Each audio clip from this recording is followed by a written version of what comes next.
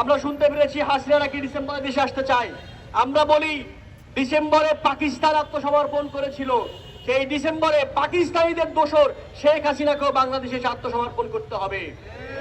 বন্ধুগণ, সর্বশেষ কথা বলি, এই কফিন মিছিল হওয়ার কথা ছিল 2024 সালের 17 জুলাই। আমাদের উপরে ঢাকা বিশ্ববিদ্যালয়ের ভিসির মদদে পুলিশ, র্যাব এবং বিজিবির যৌথ বাহিনী হামলা করেছিল। আমরা সেদিন কফিন মিছিল শেষ করতে পারিনি। আমরা দেখেছি সেই ভিসি সহ ঢাকা বিশ্ববিদ্যালয়ে কোনো শিক্ষকদের বিচার হয় নাই। আমরা তীব্র নিন্দা জানাই। ঢাকা বিশ্ববিদ্যালয়ের নীল দলপন্থী সকল শিক্ষককে বিচারের মুখোমুখি করতে হবে।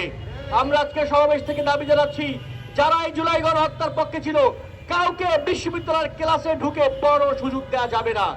আমরা দেখেছি 15 এবং 16 জুলাই ঢাকা বিশ্ববিদ্যালয় ছাত্রলীগের যে সকল সন্ত্রাসীরা আন্দোলনপন্থী পাঞ্জাবের জগতে একটি বিশ্বস্ত নাম শাবাব এথনিক ওয়্যার আন্দোলনের সাক্ষাৎকারের উপর হামলা করেছিল, তাদের কারো বিচার হয় নাই। আমরা ঢাকা বিশ্ববিদ্যালয়ের প্রশাসনের তীব্র নিন্দা জানাই।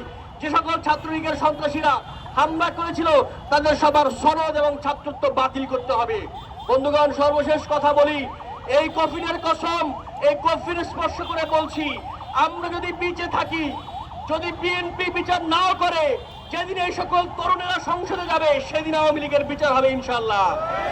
ভয় পাবার কারণ নাই। এই সামনে দাঁড়ানো যে সকল তরুণদের আপনারা দেখছেন, সবাই একদিন বাংলাদেশের সংসদে যাবে, বাংলাদেশের ক্ষমতায় যাবে। সেদিন অন্তত পক্ষে শেখ হাসিনার বিচার হবে, ছাত্রলীগের সাদ্দাম, ইনান, সৈকত সোহেনের বিচার হবে, সেদিন মাকসুদ কামালের বিচার হবে, নীল দলের বিচার হবে। সেই দিন সবাইকে সুদে আসলে আসল পাওনা বুঝিয়ে দেওয়া হবে।